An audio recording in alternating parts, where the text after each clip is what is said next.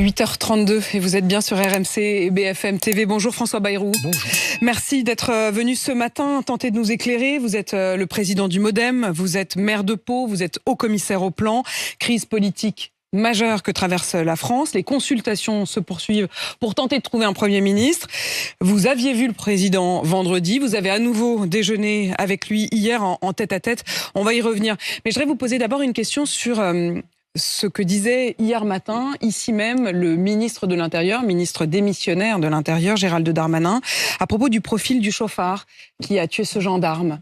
Est-il normal que cet homme, qui a été connu pour violence en 2006, pour outrage en 2009, pour violence à nouveau en 2010, pour délit de fuite en 2012, pour conduite sans permis en 2014, pour violence et outrage sur personne dépositaire de l'autorité en 2016, pour rébellion, violence à nouveau en 2016, ait obtenu une carte de séjour en 2022?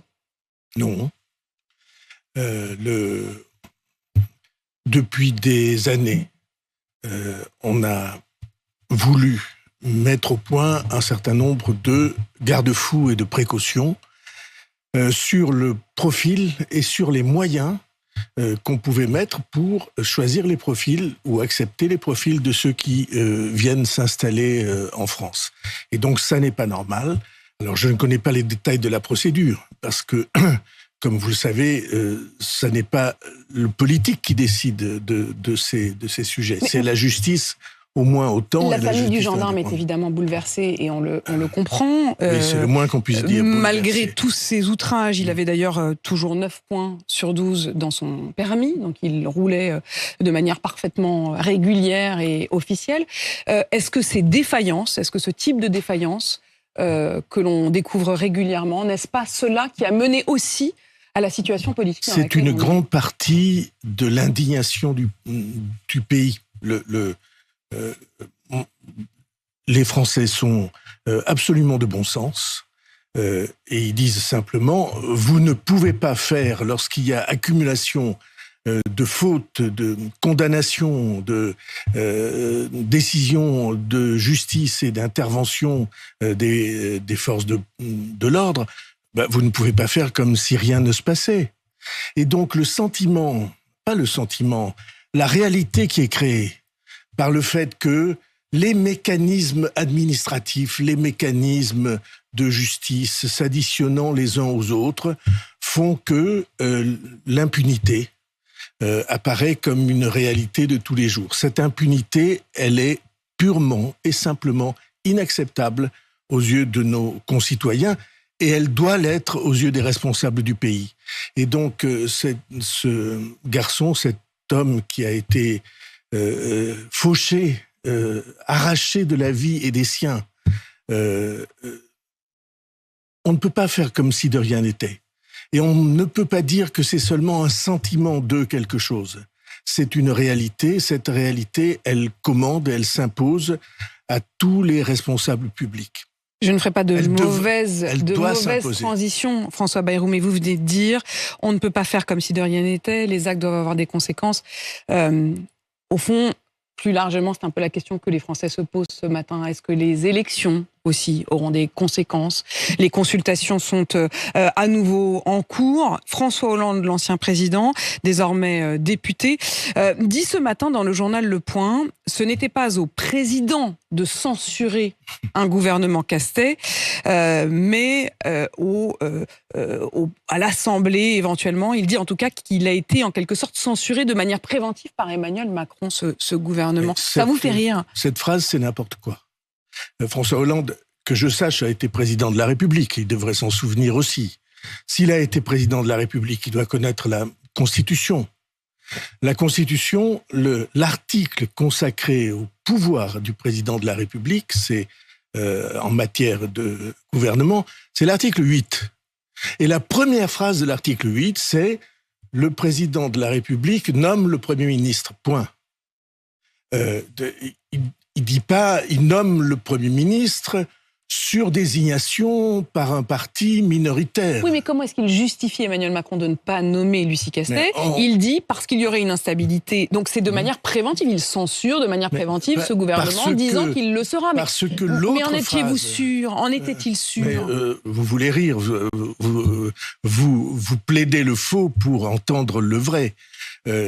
Il n'y a strictement aucun doute. L'autre phrase, c'est « Le président de la République veille au fonctionnement régulier des pouvoirs publics ». Il y a sur les réseaux sociaux, si vous cherchez, ces jours-ci qui circule un extrait d'une interview de François Mitterrand, qui connaissait vaguement la Constitution, dans laquelle, devant Jean-Pierre Elkabbach et Alain Duhamel, il dit « Mais c'est le président de la République qui nomme le Premier ministre ». Et il parlait pour son camp, hein. Oui. Et nul ne peut l'y forcer. Et il n'est en rien obligé de choisir. Je cite à peu près exactement les mots de François Mitterrand, mais j'imagine que sur vos antennes, vous les retrouverez. Et nul ne peut l'obliger de choisir, même pas dans le parti le plus nombreux. Le président de la République, c'est la Constitution, et c'est pour des raisons très profondes que je vais vous rappeler. Pourquoi ? Il sait, vous voulez dire il sait, S-A-I-T. Vous ne dites pas le président de la République, c'est la Constitution au sens la République c'est moi. Non, parce que, non, en rien. Il sait du verbe savoir. Bien. Pertinemment, François Hollande. Non, mais il y avait un doute. Ce n'est pas parce qu'il fait semblant que l'on peut croire qu'il ignore tout ça. Il le sait parfaitement. Mais vous voyez bien que dans le jeu politique aujourd'hui, les jeux de rôle, tous ceux qui font semblant d'adopter une attitude qui en réalité ne correspond pas à ce qu'ils pensent profondément. Et donc, je reviens à cette affaire. Pourquoi est-ce que la Ve République a décidé ça ? Parce qu'on a connu 15 ans où les gouvernements tombaient tous les 3 mois. Avec des gens de bonne volonté, quelquefois, Pierre Mendès France, par exemple, les gouvernements tombaient. Et le président de la République, et le général de Gaulle, avant même d'être président de la République, ayant fait l'expérience de cette instabilité, il a dit quelque chose de très simple. Il a dit, nous allons arracher l'exécutif, le gouvernement, aux manœuvres parlementaires. Ouais, là, j'ai quand même un peu l'impression que vous l'y replongez. Enfin, vous l'y replongez. Je veux dire, Emmanuel Macron, les partis, ce sont les partis désormais qui décident, qui voient, qui... Eh bien, ceci est inacceptable.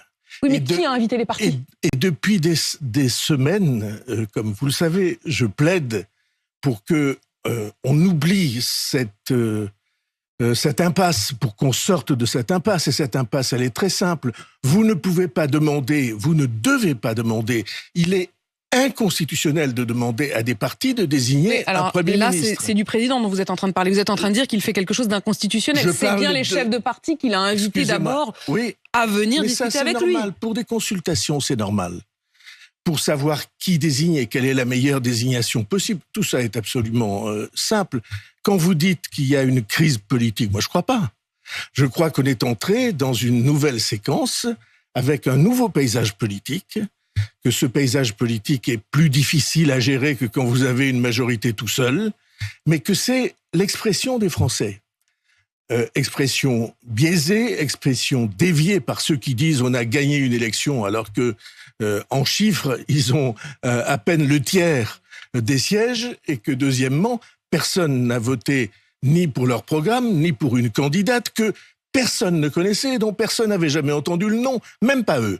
Mais François Bayrou, il y a eu cette expression hier qui a été prononcée par Brice Saint-Hurier, je l'entendais, qui disait le fait de dire d'entrée de jeu, comme dirait François Hollande, que Emmanuel Macron a anticipé la censure de Lucie Castet, c'est une machine à mécontentement. Est-ce que vous avez conscience de ça ? Appel à la mobilisation, appel à destitution, projet de manifestation dès le 7 septembre. N'avez-vous pas l'impression que vous allez mettre le feu ?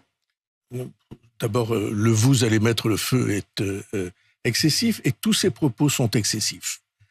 On est devant une situation qui est une situation simplement mensongère. Et il faut que des gens étant un peu équilibrés rappelle ça. Personne n'a gagné cette élection. D'une certaine manière, mais il y a quand même eu un premier. Tout le monde les a perdus. Non, il n'y a pas eu de premier. Au premier tour, le premier, c'est le Rassemblement national, qui a d'ailleurs le groupe le plus nombreux à l'Assemblée nationale. Et au deuxième tour, le premier, c'est tous ceux qui ont dit « nous ne voulons pas du Rassemblement national ».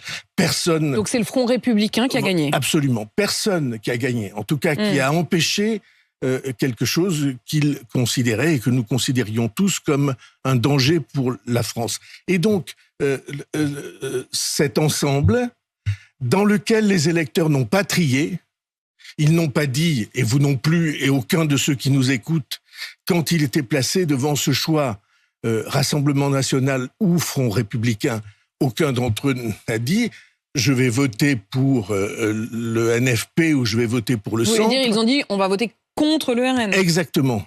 Et c'est la seule dominante de cette élection.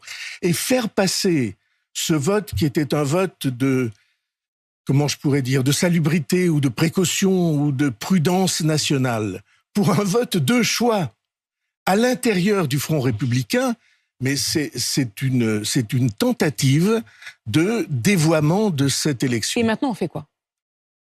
C'est très simple. Le président de la République a la responsabilité de nommer un Premier ministre. Vous savez ce que je plaide depuis le début. Je pense qu'il est vain de demander aux partis politiques de s'entendre. Ils veulent même pas s'asseoir autour de la même table. Et c'est normal parce que leur ADN, ça n'est pas le rassemblement, c'est la division. Leur ADN, c'est pas le rassemblement, c'est l'opposition entre eux. Et je dis ça alors que j'aime les partis politiques et que j'en préside un. Mais vous en connaissez les limites. Et j'en connais intégralement les limites. Et ça n'est pas comme ça qu'on y arrivera.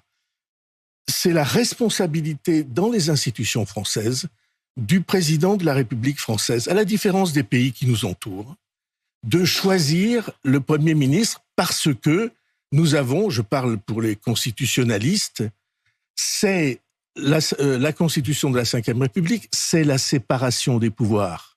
Il y a d'un côté le pouvoir exécutif et de l'autre le pouvoir législatif. Et pour reprendre les mots du président... Je ne vais pas revenir là-dessus, mais quand François Hollande dit il anticipe effectivement la censure, au fond, c'est une manière de nier la séparation des pouvoirs. C'est une manière... Ne fallait-il pas, encore une fois, laisser faire l'Assemblée nationale, quitte à reprendre les choses ensuite ? Pardonnez-moi. Peut-être je serai le dernier défenseur de la Ve République, y compris contre ceux qui ont eu la charge de la présider. François Hollande. Il se trouve que le pouvoir exécutif n'a pas sa source dans le pouvoir législatif. Il a sa source dans l'expression du peuple au travers de l'élection du président de la République pendant 5 ans. Sauf dans le cas, on en est très très loin, où il y a une majorité nette qui s'est exprimée. Et quand il y a, c'est-à-dire une majorité absolue à l'Assemblée nationale, ou une majorité relative très très large, quand une majorité s'exprime, le président de la République nomme le Premier ministre, je cite De Gaulle, en tenant compte des nuances de l'Assemblée nationale. François Bayrou. Cette accusation est une accusation absolument hors sujet, hors institution, hors bon sens, et j'ajoute hors de la certitude même de François Hollande, qui sait exactement que ce que je dis est vrai. Lui-même. Non, il fait une déclaration politicienne ou politique, mettons, à l'intérieur du camp sous l'étiquette duquel il a été élu. Qui et pourquoi faire ? Qui d'abord, vous avez vous-même dressé un portrait robot de celui qui devrait rejoindre Matignon. Vous parlez de quelqu'un d'expérience, que les Français créditent assez largement de bonne foi, capable de discuter avec des gens qui ne sont pas de son avis ou de sa couleur politique. On parle Rassembleur. Bon, ça pourrait être vous. Vous avez fait votre propre portrait robot, je veux dire, on ne va pas se mentir ici. Non, ce n'est pas vrai. Il n'y a pas que vous qui correspond à ça, mais enfin, vous correspondez à ce portrait-là. Si nous prenons la question par cet angle-là, c'est-à-dire des responsables politiques, au sens plein du terme, c'est-à-dire qui répondent devant les Français de leurs déclarations, de leurs choix, de leurs orientations. Si les responsables politiques, chaque fois qu'ils sont devant une question, se demandent comment de cette question ils peuvent tirer un avantage personnel, avantage. Je n'ai pas du tout dit ça. Un avantage ou une charge, parce que dis simplement celui qui va accepter Matignon, c'est pas rien. Je lis ce portrait robot que vous avez fait, cette fiche de poste en quelque sorte, et en effet, ça pourrait être vous. Selon cette définition, vous me direz pas le contraire, vous êtes quelqu'un d'expérience. Peut-être. Vous-même, et peut-être les Français en tout cas, vous considérez que vous avez de la bonne foi. Vous n'avez jamais refusé de discuter avec des gens qui n'étaient pas forcément de votre avis ou de votre couleur politique. Donc on est d'accord que ça coche toutes les cases. Non, oui, enfin... Oui, enfin non. Enfin, oui, peut-être. Ce que j'ai dit là, je l'avais dit au mois de janvier lors de la nomination du Premier ministre précédent. Je l'avais dit lors de la nomination de la Première ministre précédente. Parce que je crois que c'est ce dont on a besoin. Vous savez, il y a deux visions. Il y a ceux qui croient que le Premier ministre est un exécutant aux ordres du président de la République. Ce n'est pas votre cas. Je n'ai jamais cru cela. Je m'y suis opposé sous Nicolas Sarkozy, sous ses successeurs, jusqu'à le plus récent. J'ai jamais cru cela. J'ai pensé que la responsabilité de chef du gouvernement est une responsabilité à part entière.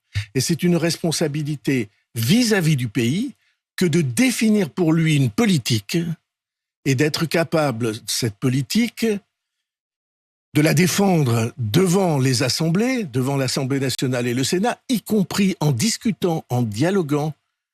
Je ne veux pas employer le terme de négocier parce qu'il rappelle autre chose, mais avec les forces politiques, y compris celles qui ne sont pas de votre avis. Bernard Cazeneuve ? Je pense qu'il répond à ce portrait robot. Didier Migaud ? Je le connais moins, mais il a une expérience. Président de la Cour des comptes ? Xavier Bertrand ? Xavier Bertrand, est-ce qu'il aurait le soutien de son parti ? C'est ça la seule question. Christine Lagarde ? On dit, elle a eu une expérience, mais je ne veux pas entrer dans ce jeu-là. Peut-être vous vous rendez compte, on est devant une explosion continue, non pas de la politique, mais de la société. Vous savez, ce très brillant sociologue qui a dit qu'on était devant une archipélisation de la société, Jérôme Fourquet, qu'on était devant, au fond, l'éclatement. Chacun s'isole dans son camp. C'est ça qu'on est en train de vivre en politique. C'est pourquoi c'est pas une crise de la politique, c'est une crise de la société. Mais il y a des moments où on l'a bien vu, on est capable à nouveau de vivre. Mais on l'est capable, c'est pourquoi je ne signe pas votre expression de crise politique. Je pense qu'il y a un moment de mutation, il y a un changement très important dans lequel on ne peut plus se contenter d'avoir des exécutants qui, à l'Assemblée nationale, annonce un programme et tous les députés votent la main pour voter oui. Pour faire quoi, François Bayrou, vous, Premier ministre, est-ce que vous accepteriez, par exemple, de revoir la réforme des retraites ? Est-ce qu'elle est améliorable ? Est-ce qu'elle est réformable ? J'ai dit que la réforme des retraites, pour moi, était améliorable. Maintenant, la question du SMIC. Et je ne l'ai pas dit depuis aujourd'hui. Je l'ai dit depuis le jour où elle a été proposée et adoptée. Mais évidemment, ça a un sens plus particulier aujourd'hui, dans ce moment où il faut tendre la main. Est-ce que le SMIC à 1 600 € vous paraît quelque chose de faisable ? Je pense que c'est une erreur. C'est une erreur, le SMIC à 1 600 €. Je pense que n'est-ce pas, mais vous allez... c'est extrêmement simple. Ceux qui gagnent 1 600 € aujourd'hui, ils sont 200 € au-dessus du SMIC. Ils ont dû travailler parfois dur pour y arriver. Et vous vous trouvez dans une situation où ils vont être rattrapés par le SMIC. Sauf si eux aussi, leur salaire monte. Oui. J'ai un ami qui est un chef d'entreprise dans le domaine du nettoyage. Beaucoup de mérites, remarquables réussites. Il a 3000 personnes qui travaillent dans son entreprise. Les prix qu'il a fixés dans les contrats avec les collectivités locales ou avec les entreprises ou avec les hôpitaux parce qu'il les nettoie, ces prix sont fixés quelquefois pour 3 ans. Et vous allez augmenter sa masse salariale de 15%, 20%. Vous redoutez que son entreprise ne périclite ? Mais ça n'est pas moi qui le redoute, c'est lui. D'autant que dans le même programme, il y a le blocage des prix. J'ai souvent pris comme exemple un boulanger. Avec ses charges salariales, ses charges d'énergie, il vend la baguette, mettons, 1 €. C'est un exemple. Si vous augmentez sa masse salariale de 15 ou 20%, qu'est-ce qui va lui arriver? Eh bien, il fabriquera plus de baguettes. Il fera des pains fantaisie. Et donc, et encore, s'il reste ouvert. Parce que ne croyez pas que beaucoup de ces entreprises soient en situation garantie pour l'avenir. En réalité, on articule des promesses électorales qui sont dangereuses et intenables. Et vous voulez que le président de la République, par exemple, reste indifférent à ses choix. Je rappelle, il a en charge le fonctionnement régulier des pouvoirs publics. Et c'est dans cet esprit-là qu'il dit il faut chercher d'autres solutions que celles qu'on a voulu nous imposer. Merci François Bayrou, président du MoDem, haut commissaire au plan, maire de Pau. Ça peut se régler vite? Oui, je pense que question de jour. Ça pourrait se régler vite. Il suffit de trouver l'oiseau rare. François Bayrou. L'oiseau au masculin ou au féminin. On a bien compris. François Bayrou, merci d'avoir été mon invité ce matin. Vous qui ne croyez pas à une crise politique, mais à un moment de mutation majeure. Il est 8h53 sur RMC BFM TV.